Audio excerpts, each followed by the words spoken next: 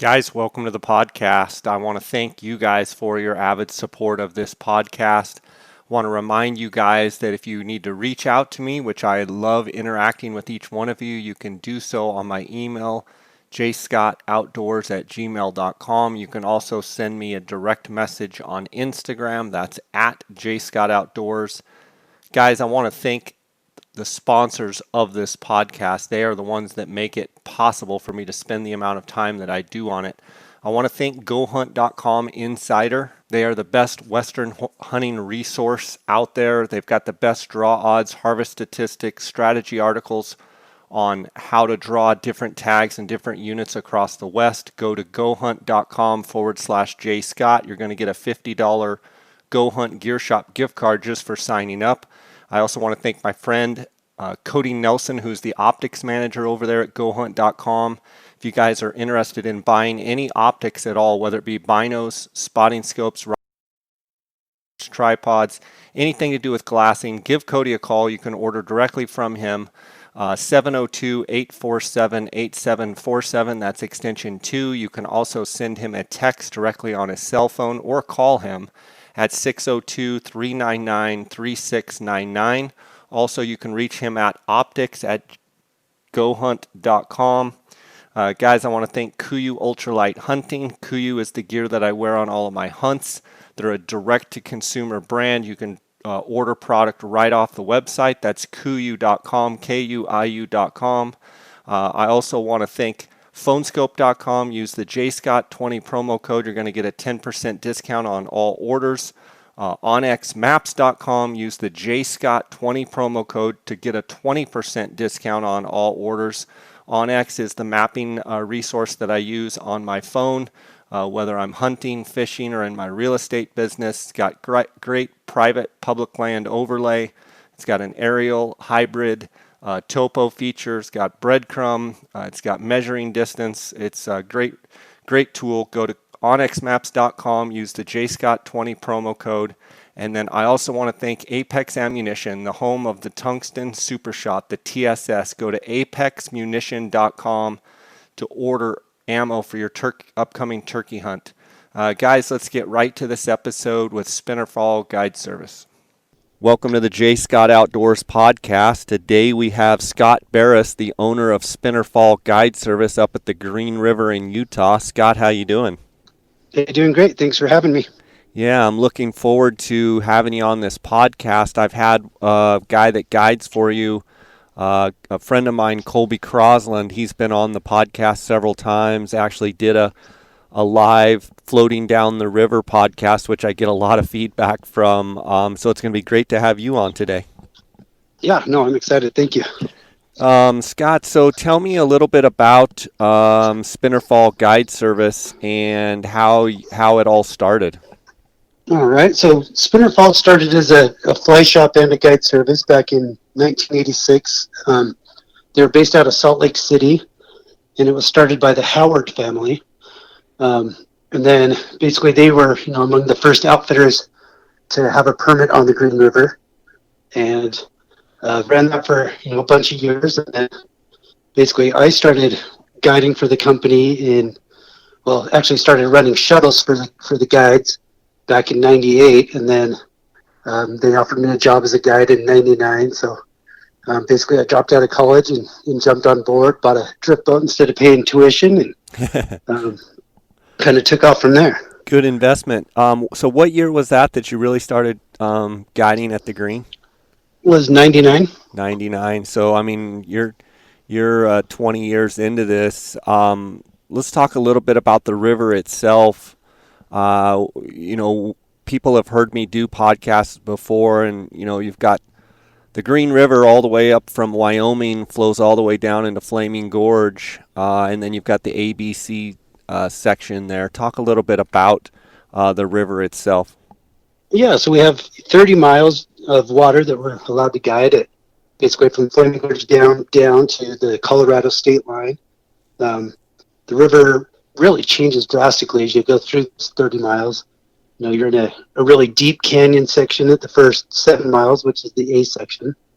And then the next 9 miles is the B section, where it kind of changes a bunch in the B. It goes the first 4 miles are very similar to the A section, and then you have Red Creek Rapid that comes in and really changes the whole dynamics of the river. It puts in a lot of sediment and debris in the water, and that really changes all the the biomass and everything from the river down. So basically, from Red Creek Rapid down, the fish population drops off significantly to where up on the A section you have probably it's dropped in a little bit, but I'd say about 12,000 fish per mile.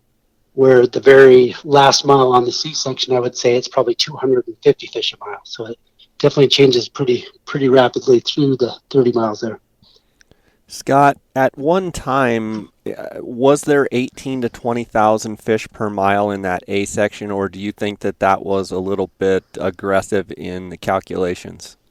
No, I definitely think that was pretty accurate. You know, my over the last handful of years, I'd say our fish population's dropped about a third. Why do you think that is? I believe it was due to the high water that we had for 5 months. So they ran the river at 9,000 CFS for basically from April into July, and they found trout down in Lake Powell, which Lake Powell doesn't have trout, so there's one likely source where they came from. And ever since that event, our fish population's been a lot lower. So, you know, back in the day, I'd say my average guided trip, I'd put about 15, 17 fish in the boat, and I'd say it's dropped, you know, to about 12 fish now. So, you know, quite a big change there. When you talk about Spinnerfall Guide Service, you talk about it starting in Salt Lake City, and then you started guiding for the company, and eventually, I assume you took over the company and bought that from them. And so, do you own Spinnerfall yourself, or do you have a partnership group, or how does it work? Yeah, so I personally I own it all 100% myself now. When I bought it back in 2002, I invested with guys who were guides as well. And I've since bought those guys out of business. Gotcha. Your phone broke up a little bit there. And so from a day-to-day basis, I guess, do you live in Dutch John and operate the guide service there, or where do you live and operate the guide service? So really, it's the convenience of cell phones has really changed everything. So I basically just carry two cell phones with me, and that's how I run the business. When a customer calls up, I can look at my secondary phone and look at the calendar and everything else, or type in their credit card information or email or whatever I need to do. And so I basically run it from my home, which is in about an hour south of Salt Lake, and then also in Dutchtown. So I split my time, 50-50 between those two places. How much guiding yourself personally do you find yourself doing now compared to back in the day? Pretty close to the same, really. I still do 90 to 100 trips a year out there. So that's kind of historically what I did as well. So I've kind of kept the same. How important is it to you to be a business owner and still, boots on the ground, so to speak, oars in the water, if you will, and be able to run the guide service where, you know exactly what's going on. Obviously, I think there's owners in other guide services all over the world that, maybe aren't as in tune as you are. How important is that? Yeah, I feel it's very important. I mean, I started out as a guide. It's always been my passion. I think I like guiding as much or more than fishing myself, actually. I don't know. I'm really passionate about just putting people into fish and showing them a good time out there. And, I think rowing actually is probably my favorite part. I get paid to exercise every day out there. And I just think I don't know, I can relate to my guides, see what they're seeing out there and pick their brains and vice versa, so I think it's really important to be out there. And I enjoy definitely being on the water more than doing the office work, that's for sure. I'll bet. Right now, we're kind of in an interesting situation, and I'm sure as a business owner, I noticed that you, as a business owner, made a decision to kind of pull up stakes, if you will, and you're not running trips. That may have changed, so just forgive me or feel free to jump in at any point. But it appears as though you've kind of shut down with this COVID-19. Any thoughts on when you might return as far as guide trips on the green? Yeah, so we shut down at the end of March and gave it 2 weeks, and then it just didn't feel right to come back quite yet. The situation's kind of gotten worse, so I'm just taking it week to week right now and trying to do what's right. It's a hard thing to decide because there's so much crazy information out there, but it gives me a little more time to formulate plans with having the guides clean their cars extra and boats and all that kind of stuff. So it's I mean, I think it's right, I think, and hopefully I'll be going full bore May 1st at the latest, and possibly at the end of April. Yeah. Um, is there a thought to? I'm in a similar position as I do guided Gould's turkey hunts in Mexico, and as of last night, I was scheduled to start on April 18th, and those have all been pushed back. We're hoping possibly we can start May 1st, but I'm in your same position where you have, you know, your schedule all worked out, your guided trips all worked out, all the logistics with the food and everything just, dialed in and ready to go. Is there a thought to potentially, and I've been thinking about this situation a lot with a lot of my friends that are guides and outfitters across the world, but specifically fly fishing, is there any thought to being able to run a guide trip with just say one guy in the front of your boat, and so you're rowing and have one guy? Do you feel like that social distancing aspect between the guy in the very front of the boat and you rowing, does that give enough barrier there, or do you feel like that's still kind of encumbering in that 6 foot space? No, I definitely feel that one person is definitely a better way to go. It's a little harder to get clients to come out, as a single angler, but it's also a huge advantage because you have the guide's entire focus on you, where Right. his angle of the boat, everything's set on one person. So I definitely think one person is better in this current situation. It's a tough call because you're outside, you're breathing fresh air, but you're also within a few feet of people too. Yeah. So it's definitely a tough call right now. Right now, on the river, obviously you're not there right now, but obviously we've got the Bluinged olive, the big spring push, if you will. You get a lot of anglers on the green during this Bluinged olive hatch. Before you had to shut down, what was the river? How was the river reacting? Were the bugs starting to come off? What's kind of the word right now? Yeah, so the hatch has been getting better basically every day. The water temperature is still pretty cold, so it's like 39.5 degrees right now. So the trigger is when it hits about 42 degrees. And historically, around April 15th, they changed the depth that they draw the water out of the penstocks of the Flaming Gorge Dam, and that adjusts the temperature up a few degrees. So it's almost like clockwork every year that right around April 15th is kind of the trigger for the blue wings to really take off.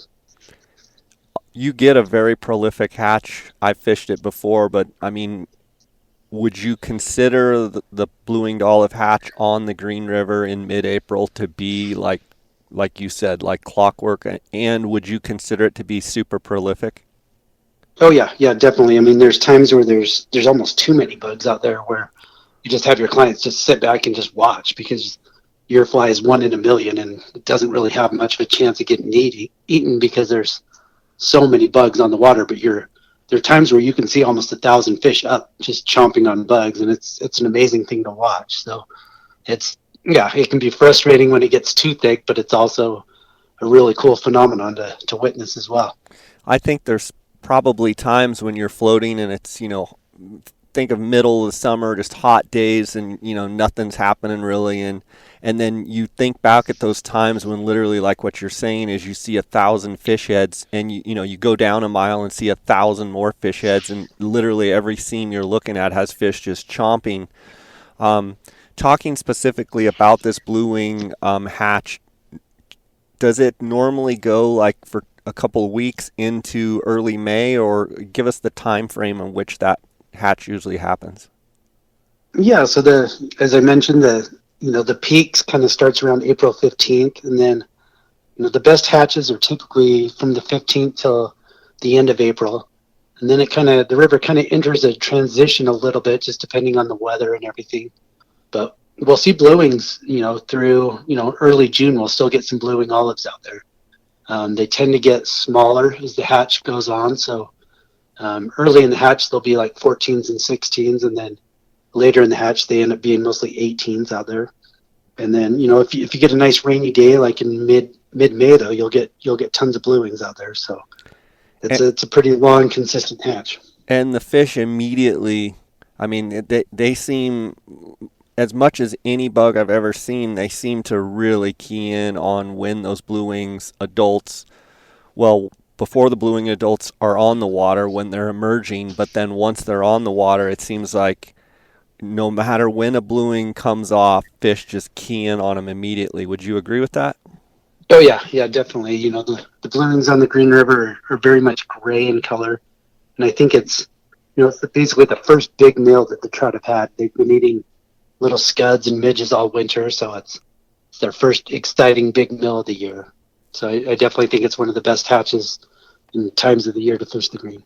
Let's talk a little bit about the hatch itself, and how you fish it as someone that's guided over 20 years there. Um, Kind of in a sequence of a day going out. Let's say that we're kind of prime time bluing. We're right in the window of time when it's going to happen. Let's say it's a cloudy day. You've got perfect conditions. From the start, when you put your boat on the water, I assume you probably try and position your 8-hour day kind of when it's going to be fishing the best. But let's talk like from beginning to end of day, how you set up your rigs as far as are you really focusing on those emerging insects until the adults get on the water, and kind of talk about your rig and your setup, and how you see that progressing throughout the day.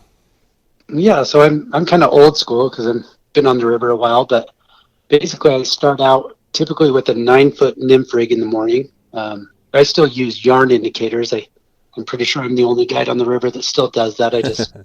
I like the way that they work, and I'm kind of stubborn too. So, but I basically go about 9 feet total length, and I usually fish just tungsten zebra midges. So in the morning, I'll fish, like a bigger one, like a 16 on the A section, and then a smaller one below it, like a size 18. And I'll fish black usually is one color, and then either wine, like red wine, or brown is the bigger one. And then, I'll ask my buddies what color they've been getting them on, or vice versa. Or if they're being picky on that, then I'll change to like an RS2 or something that's more, that floats in the water a little bit better. And then I typically try to just, I tell my clients that it's going to be slower in the morning. Some mornings it's amazing, but some mornings it's definitely tougher.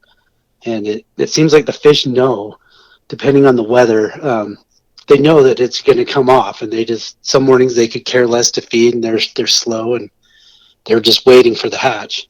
So I'll typically do lunch pretty early, like around 11, so I don't miss the window, because the window of the emergence is usually 11 to 1 o'clock. And so you don't want to be eating your cheeseburger out there on the river when the best fishing is going on. So try to time my day towards that, and then basically just work the river really hard on the second half of the day. Um, once the bugs start coming off, I shorten up my rig from the 9 feet to, I usually go to about a 6 foot nymph rig and go pretty heavy on it. So I'll put, still keep like one or two BBs on it. And then I put keep my bigger zebra midge as my first fly. And then my bottom fly is usually a WD-40 or RS2 or gray soft tackle, some type of emerger. When it's cloudy too, the purple flies work really well on the river. And then once that rig keeps going, if people have caught enough fish, then I'll switch it up to dry flies or dry dropper, shallow, and just kind of go with depending on their talent and their, if they want to get them on the little dries. It's definitely tough, but you can, if you have skills, you can definitely get them. But your fly's got to be in that little 6-inch window to get them to move to it. most of the time for a blue-winged hatch, fishing a dry from a drift boat is not like fishing a cicada from a drift boat or a terrestrial where you can, kind of bang around. You have to almost get out of the boat and kind of pick fish out that are in a rhythm and kind of get it in their zone, right? I mean, correct me if I'm wrong. Yeah, oh yeah, no, 100%. So, yeah, you can either fish down to them and row really hard on the oars to slow the boat down enough to where they might get two or three shots of presenting to that fish. Or like Colby does a lot, we like sneaking up behind on the fish. So, go back up a back eddy or sneak up behind the fish where you're in their blind spot and then fish up to them so your client can get multiple shots over that fish. As the fish, as the hatch progresses, and I'm talking not through the day, but as it progresses through the season, you mentioned that the bugs get smaller, so the adults on the water, which I would assume the nymphs as well, and the nymphs that are emerging are smaller. But you actually go fishing adults, you'll actually go to a 18 or possibly even a 20 or like 16, 18, and is that kind of your range of size of the adult fly? Yeah, I mean, I think I tend to fish a little bit bigger than most guides. I fish a lot of 14s and 16s. I just think it stands out a little bit bigger, or is a bigger bug, bigger offering, and it also has a better hookup percentage. But the downside of that is that it might get refused more too because it is out of the norm. So I have guides that fish smaller during that, and I typically tend to go bigger. So I don't know, it's just kind of personal preference, I think. Yeah, and you'd mentioned the color purple, and I think there's been a bunch of studies showing that trout, they, for whatever reason, the color purple, that they can actually really see it. Do you ever fish like a purple haze or something like that where the body is actually not gray, it's actually purple? And have you found that to be, to be successful? Yeah, no, I think that's a great call, and as long as it has a nice parachute, you can see it well, and then put about 18 inches behind it, you can put a gray RS2, like a small one, size 18 or so, and I think that's a great setup. Something that's purple stands out a little bit different than every other bug they've seen go by, so I definitely think that can be a good call. As far as the ABC section there of the green, and talking specifically about blue-winged olives, do you see BWOs throughout all sections, or is it primarily an A or a B section bug? Yeah, it's definitely more prolific on the A and the upper B. That's definitely the best blue in olive water without a doubt. Um, Below Red Creek, you still get some great hatches down there, but it definitely dissipates as you go down the river. So, your best water typically isn't up by the dam either. It's typically the lower half of A and upper B is usually where the most prolific blue and olives come off. Let's also talk about right now, obviously, a lot of the guide services are shut down up there at the green. If people were hearing the podcast and thinking about, their trip to the green, I know there's a lot of people that like to go this time of year. From someone that's has 20 years experience and obviously knows what's going on with this situation, do you see any problem with singles and just solo guys just going up, hiking up, and hitting the trail and going hiking and finding a good spot and fishing and kind of staying away from people? Is that being looked on from the local population up there as okay, or what is kind of the sentiment up there right now? It really seems to be, I've listened in on a couple county meetings, and it really seems to be about 50-50, so kind of just like how our whole country's divided, unfortunately, with, political aspects. It seems to be that it's kind of the same feeling in town. There's some people that are adamant against it, and some people that definitely welcome it and want the business. So it's hard, it's a tiny little town of, 200 people or so, and a lot of those businesses are going to be really hurt if closing down. If it opens up by June, I think they'll all make it through. But if we get closed out beyond that, I think it's going to be really rough for a lot of people there. So I just encourage people, anyone thinking of coming out, as long as you don't have any symptoms or For don't sure. feel you've been in contact with anybody or anything negative, that, just keep your social distance and, just please respect our area just like you would want us to do to yours. Yeah, for sure. I mean, anybody that's listening, if you have symptoms at all, do not go out anywhere in public, and certainly don't go to, don't feel like, oh, I'm feeling bad, but I can go fish, because, if you come in contact with anybody, you have the opportunity or the chance to infect someone. So that's certainly a good point there. Let's transition a little bit from these blue wings, and even then May kind of can get a little different. And I've fished it some in May, and it sometimes can be great, and sometimes can be kind of hit or miss. A lot of times too, they're doing the flows, and around that third week in May. Talk about the snowpack this year, and if you've heard anything, or if it's too early to tell on when they possibly might do that spring flush that they do every year. Yeah, so it's really changed a bit over the last handful of years. The biggest determining factor of high water is the endangered species downstream. So basically, they wait till they see some of these endangered species hatch, and then they raise the water. And their belief is that the higher flows create more a bigger environment for these tiny little fish to survive. They have more hiding or places. So over the last 3 years, I'd say the average date of high water is May 25th when it starts, where preceding that it used to be more like May 15th. So I mean, it definitely gives us a better window in May, but then on the back end of that, it cuts more into June cicada fishing. Um, but overall, I'd say May is definitely one of my favorite times to fish the Green River.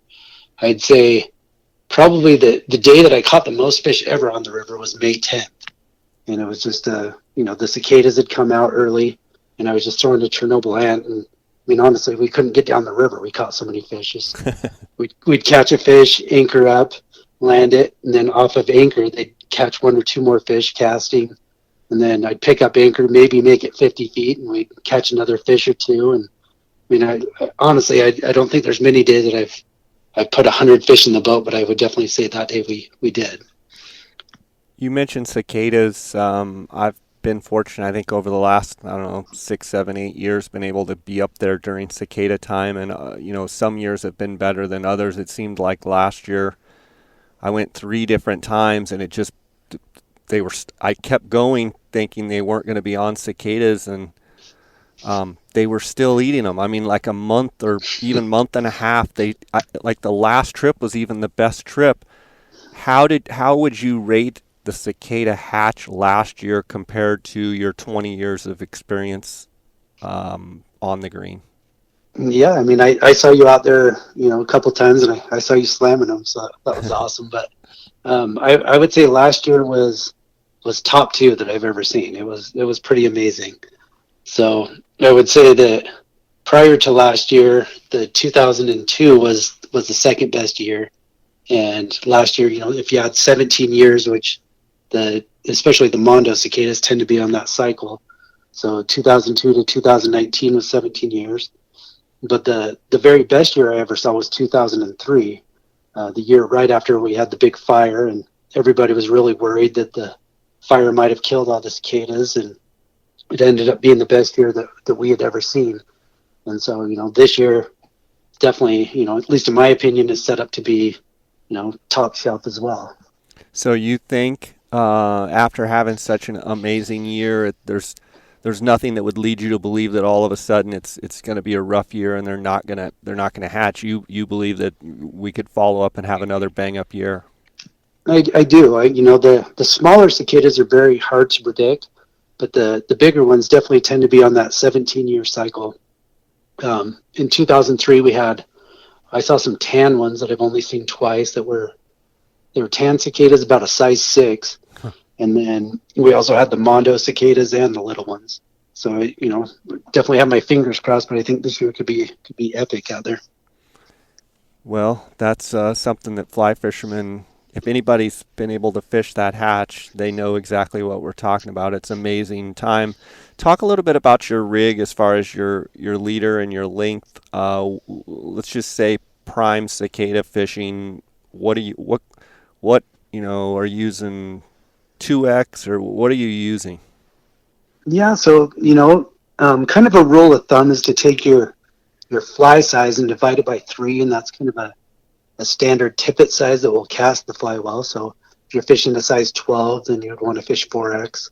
A size 10 fly or 8 fly, you'd want to fish 3x. But I tend to go a little heavier. So I'm not afraid to throw 2x out there at all on a size 10 or 8 fly. Um, you know, when we're fishing out of a drift boat, your fly is floating down to the fish. They don't see the tippet. They don't see anything. They just see the fly coming down at them. Um, I do believe that having a long leader is definitely an advantage. So I would say a 10-foot leader is short. For me, I fish, usually like 10 to 12 feet. I just think that they can see that, the fly line coming down, and I definitely wouldn't recommend fishing an orange fly line. I would fish, more neutral colors like sage or gray or something like that. So I definitely like the longer leaders. And then I also think that putting mucilin on your fly line and your leader is very helpful out there. It helps keep everything floating good. It gives you more of a crisp hook set and helps you mend the fly as well. And if you imagine your fly's there and then your tippet section is sunk underwater in front of it, if that's sunk and you set the hook, your fly's going to dip underwater and then shoot up in the air. So I think it might actually pull the fly out of the fish's mouth more. So I definitely think that having it floating really high is a big advantage. So I'll grease my clients' lines up with mucilin at least 3 times a day. To do that, do you dry the line and then put it on, or do you just put the mucilin on just with your patch or something as it's wet? Yeah, as it's wet, I think it really repels water really well. So I'll use my fingers or the pad, and that's basically the first thing I do in the morning when I start my guided trip before I even tie their flies on is I clean the first 30 feet of their line and grease up the leader, everything to get it floating good. And I just feel it's a really big advantage out there.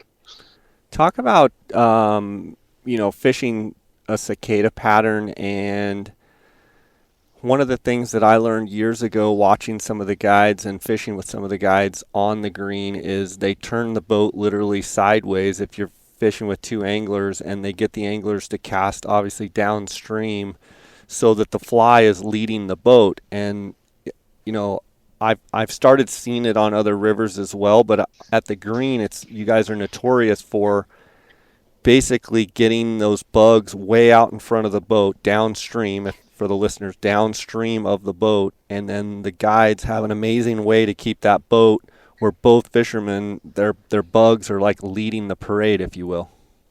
Yeah, no, it's definitely a huge advantage. So I'd say the distance you want to be is 35 feet from the boat.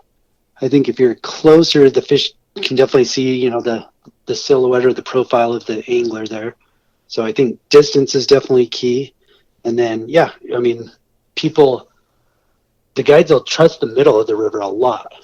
There's all the shore anglers want to be out in the middle, and all the boat anglers want to be on the banks. Mm-hmm. But just getting a long drift, we have so many fish in our river that if you can just get those long drifts, eventually, you're floating a cheeseburger down the river. Eventually, somebody's going to be greedy and come up and grab it. But to your point of getting the boat sideways, it is hard to control. So you try to crab, or you try to slow the boat down as much as you can, so you're not running over your flies.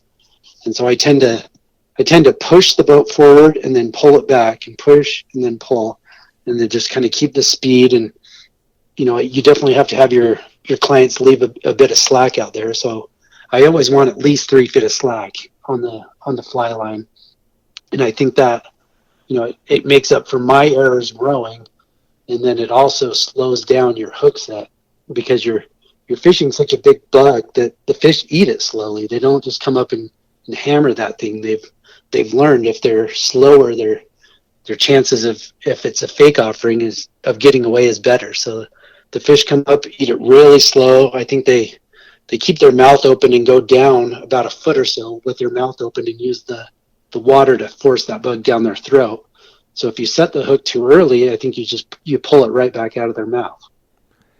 Wouldn't you agree too? I mean, you've seen it for a long time. A lot of those, as the fishing pressure increases and the hatch goes on, and they've been hooked a time or two, they quickly get to where they'll just basically float and follow with their nose right under the bug, and then they'll come up and just tap it with their nose to see if the angler's going to yank it out of there.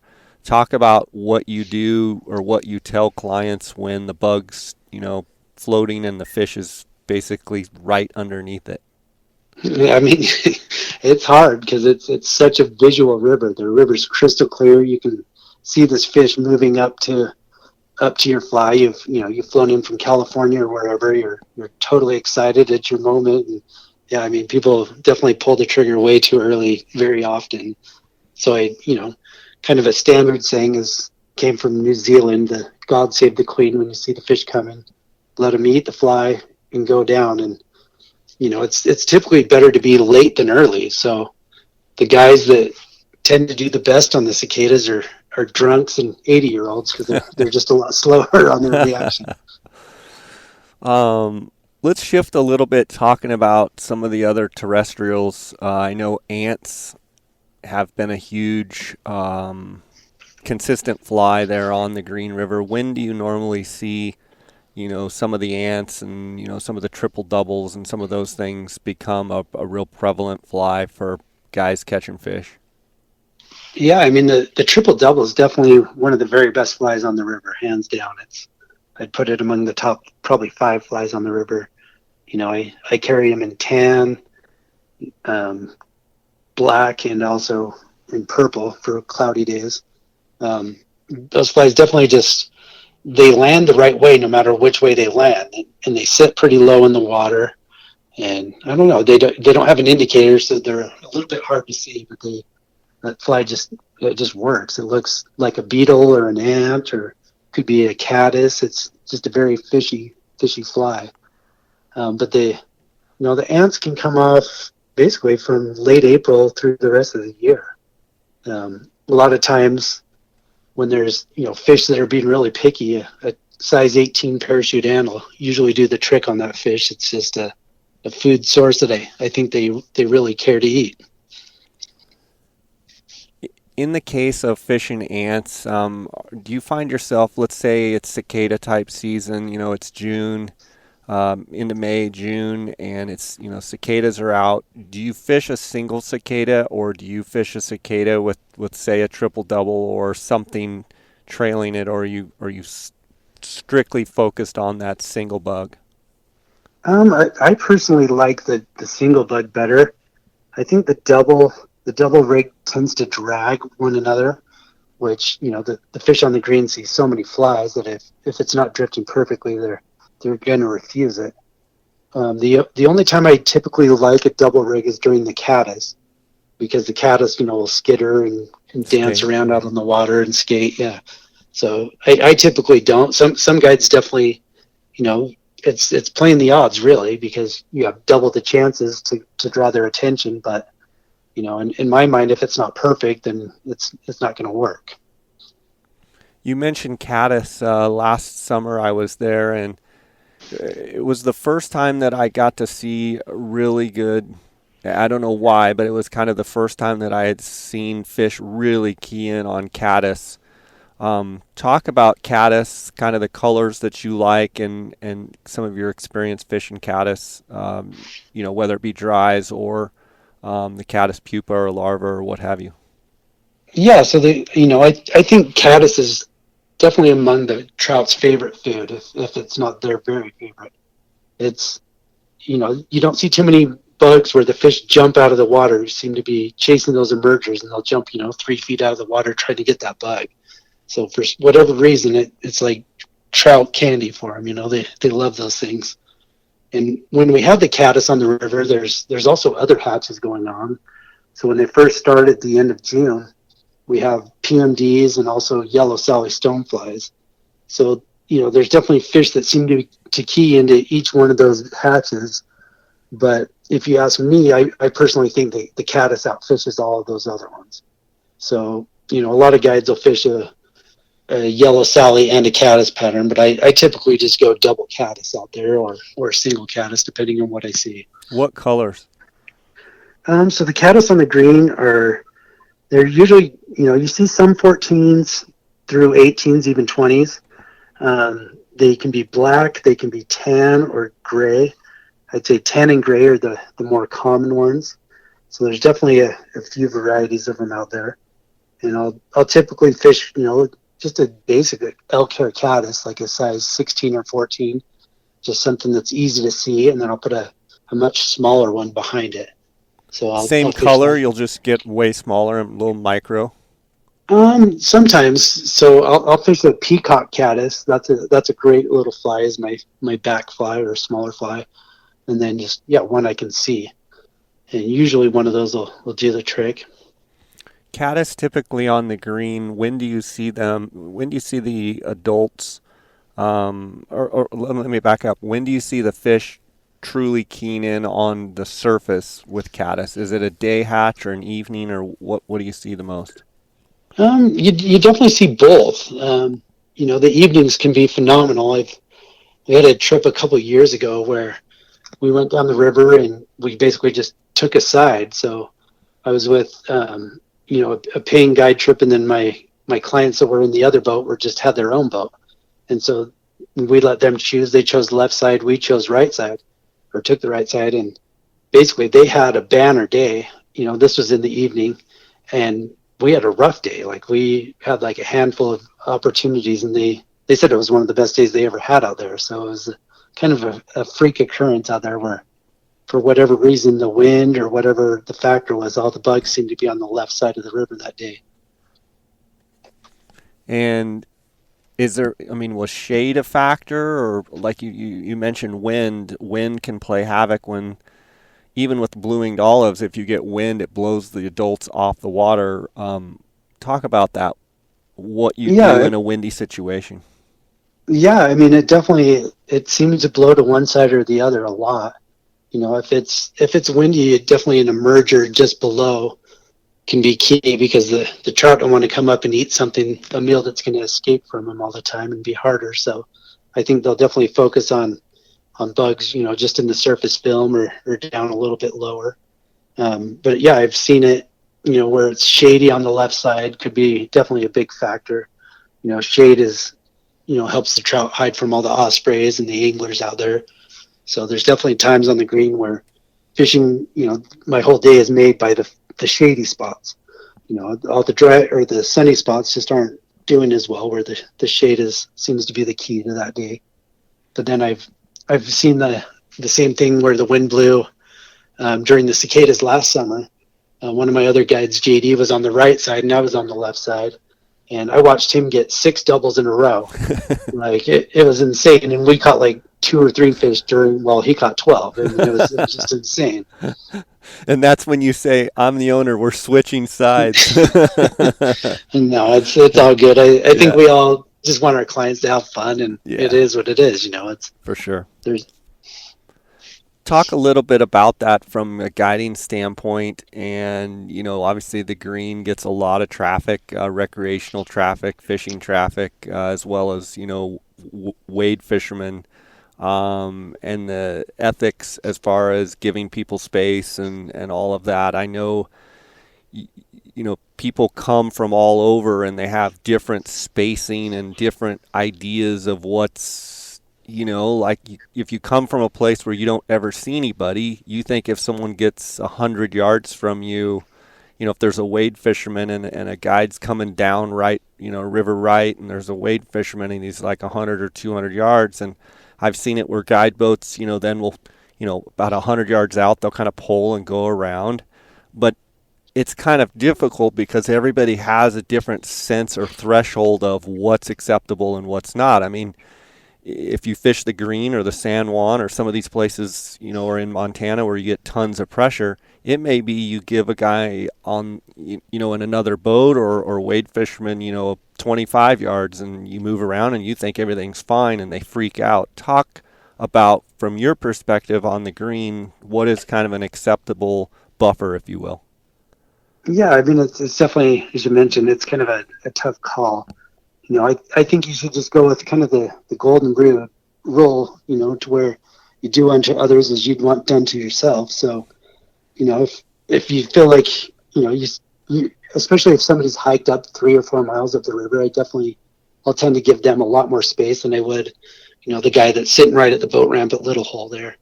But it's a hard thing, I mean, there's tons of water out there, and that's one great thing about the green is there's hundreds of good spots. It's not like everybody needs this one hole to catch fish.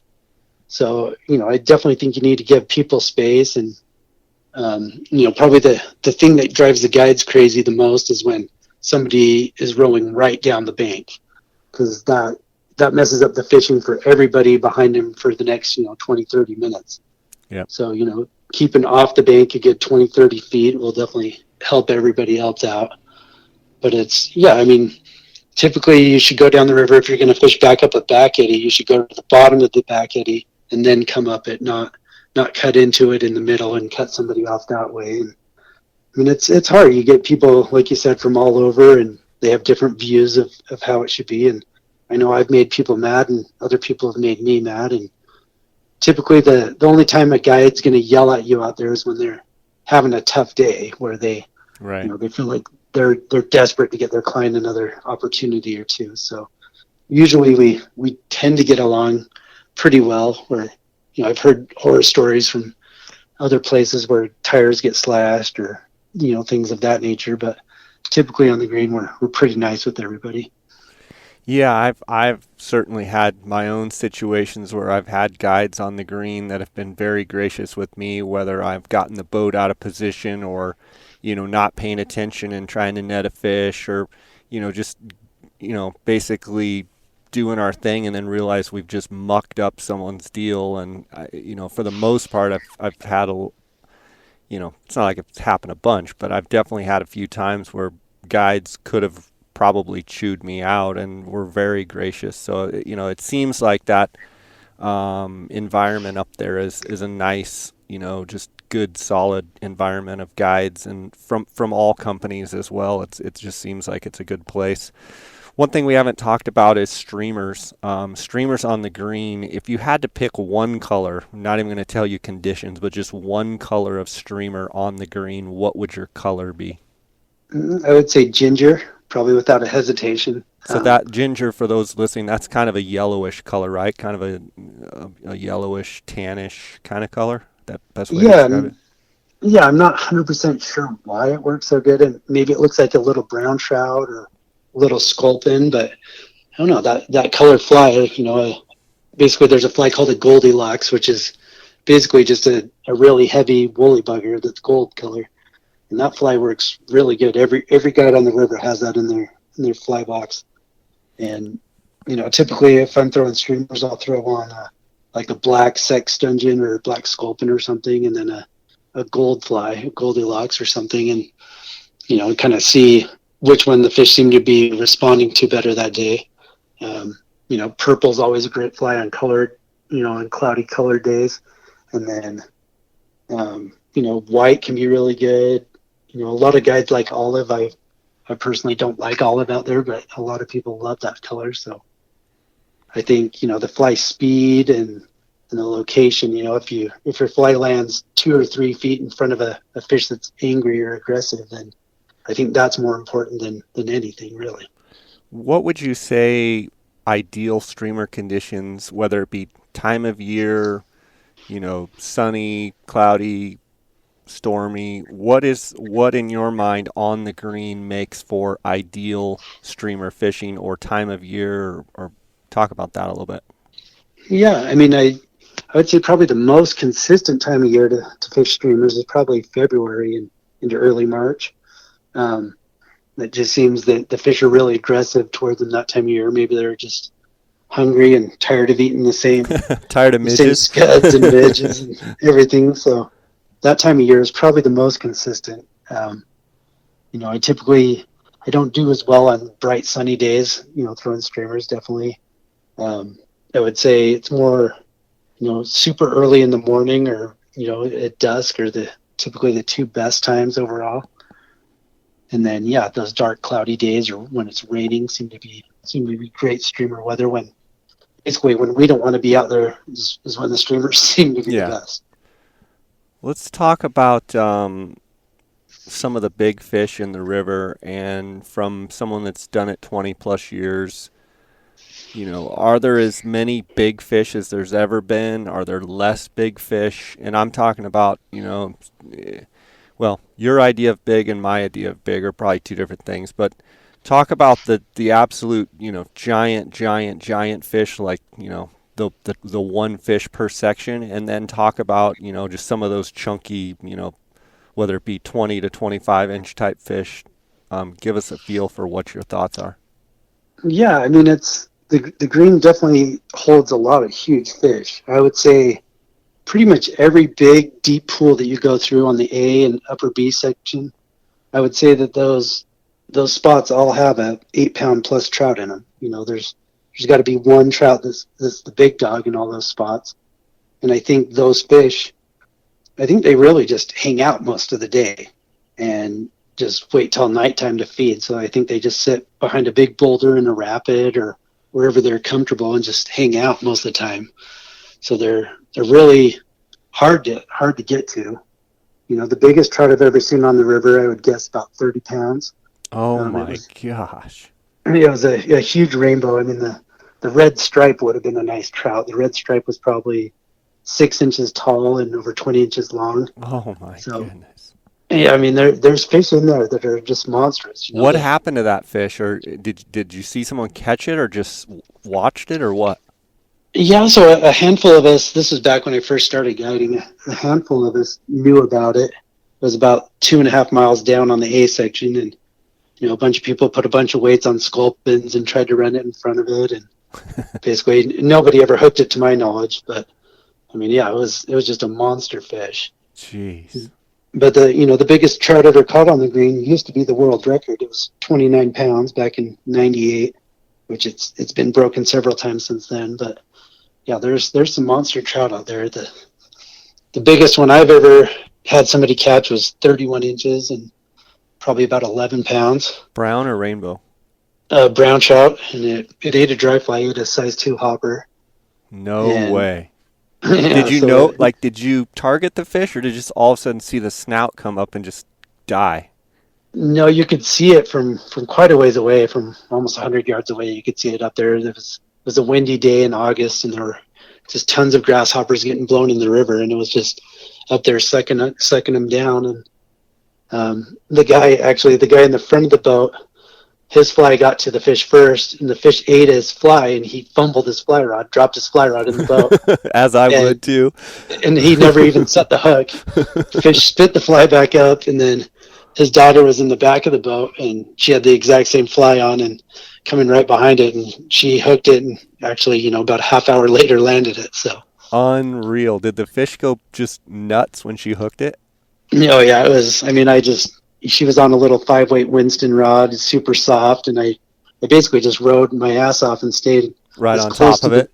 Yeah, as close to the fish as I could, and it ran, basically up to the top of the run, and then all the way at the bottom. And yeah, I mean, we fought it for like a half hour, and there was an island down below us, and I was finally like, we have to make a stand here, because if it gets in there, there's a lot of stuff it could get caught on. So I pulled over and anchored the boat up, and I mean, I didn't even know how to get it, because it was bigger way bigger than way bigger than my net, and I didn't want to be the one who messed it all up. Yeah.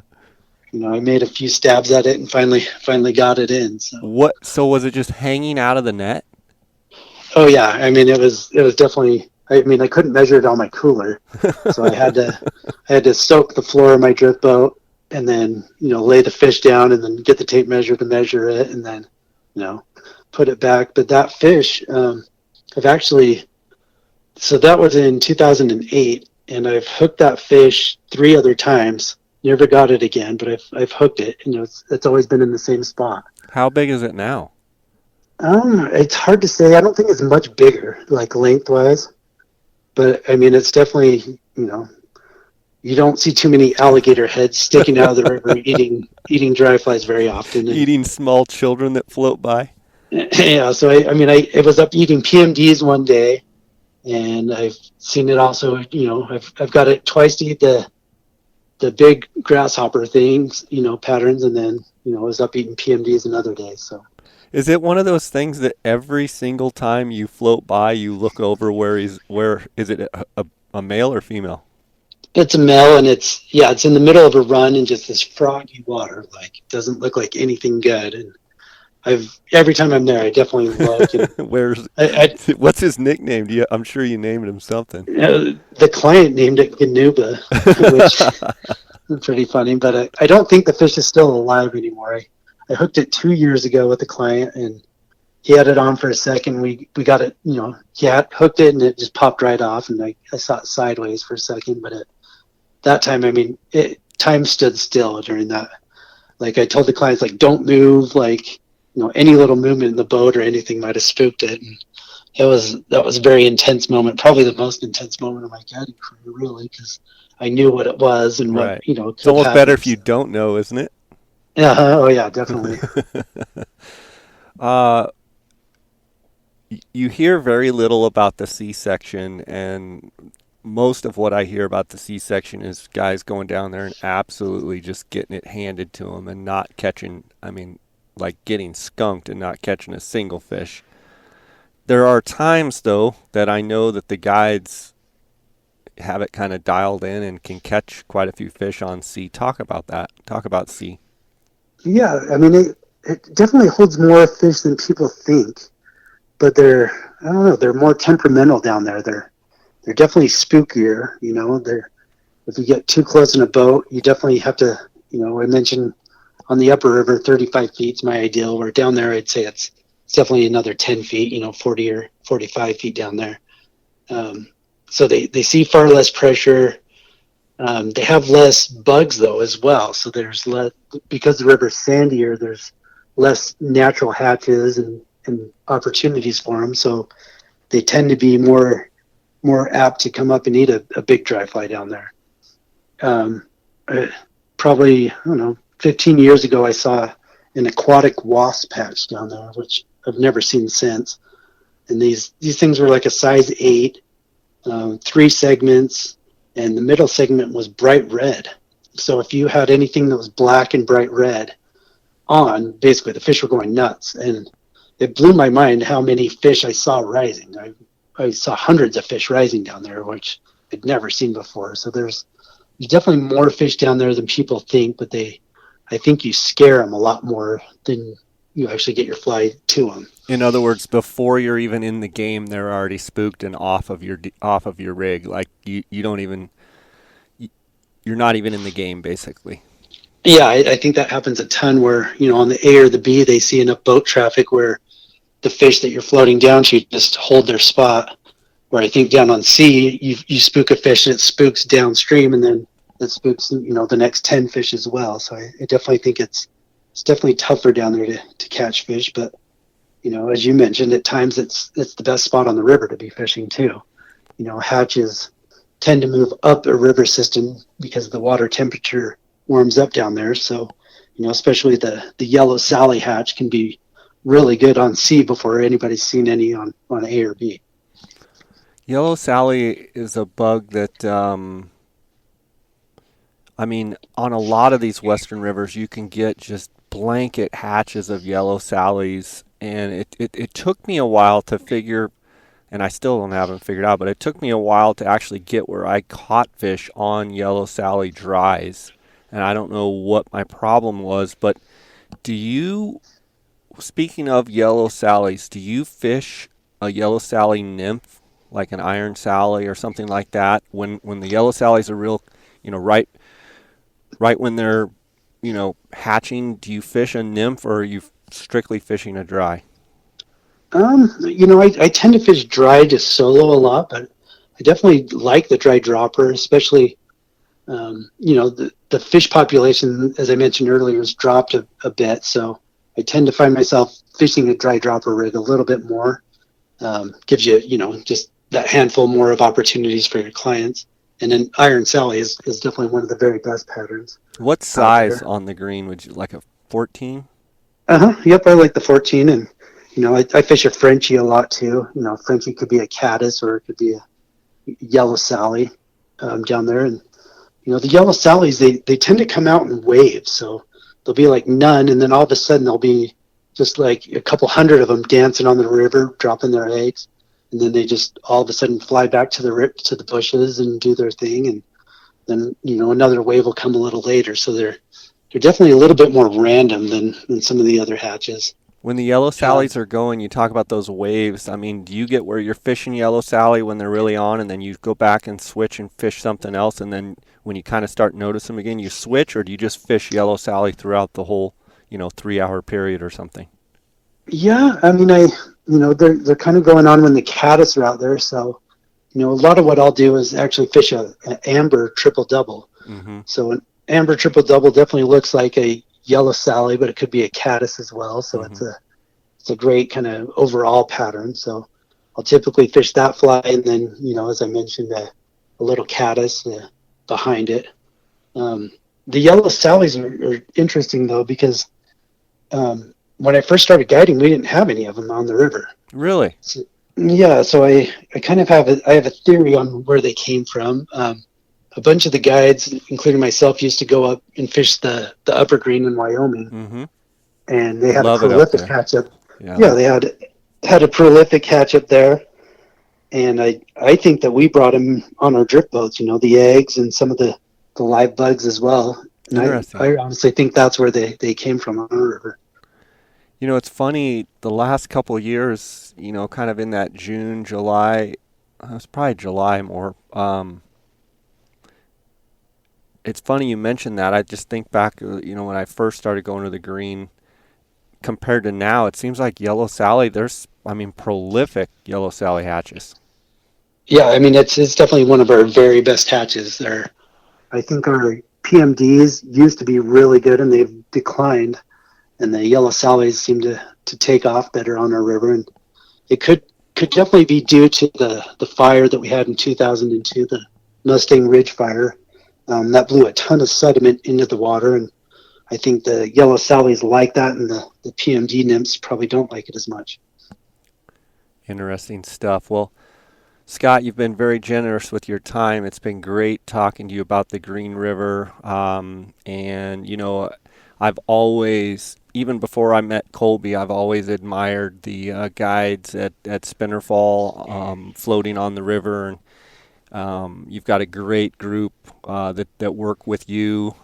It always seems that the Spinnerfall guys their clients are always hooked up on fish. And, I've had situations where I've bumped into different guides, and it seems like the Spinnerfall guys have, and not that the other guide services haven't. I don't want that to come off like that, but just always admired the staff that you have and the quality of people that you have, and they're great guides and great fishermen. So that's kudos to you, and you're running a great operation. I want to give you a chance to let the listeners know the best way to sign up for a guided floating trip or wade trip or whatever you want to do, and tell them how to follow you on your channels or what have you. Yeah, no, thank you very much. Yeah, so you can find us. Probably the easiest way is just spinnerfall.com. And then I believe we're the only company on the Green River that you can book online. So we have an online calendar there that allows you to book, or you can see the availability. And then you can also send us an email at info@spinnerfall.com, or you can also call 877-811-3474. And then again, I'm happy to answer questions about the hatches or the river or anything. So even if you're not going to book a guided trip, I'm happy to point you in the right direction. Well, I really appreciate you spending time with us. Let's hope that we can get this virus behind us, and all of the small business owners across this country and the world can get back to work and healthy and safe. And I think one of the things, Scott, that this has done for a lot of people is, and I know it has for me, it's kind of like when we can get all of this behind us, I want to really take advantage of the time, because everyone's time is limited, and we're not going to live forever, and it's going to make me cherish a lot of the things that I love even more. And I'm sure you, from a guiding perspective, sometimes it can get long and hard, and but I think it's going to refresh a lot of people and create a sense of you know of why we love what we do, and we're going to take care of it, and we're going to do it to the best of our ability. And I think it's there is some silver lining in what's going on. I just hope all of us can stay in business and come out of this, which I know we will. We'll come out of this stronger and be in a good mindset. And I encourage anyone out there listening, give Scott and his group a call at Spinnerfall Guide Service. And Scott, it's always great having you on. Look forward to doing it again, and wish you the best of success. Awesome, hey, really appreciate you having me, and definitely let me know when you're coming out. I have a few flies for you. All right, buddy. Sounds good. You take care, okay? All right, you too. Thanks so much. All right, bye.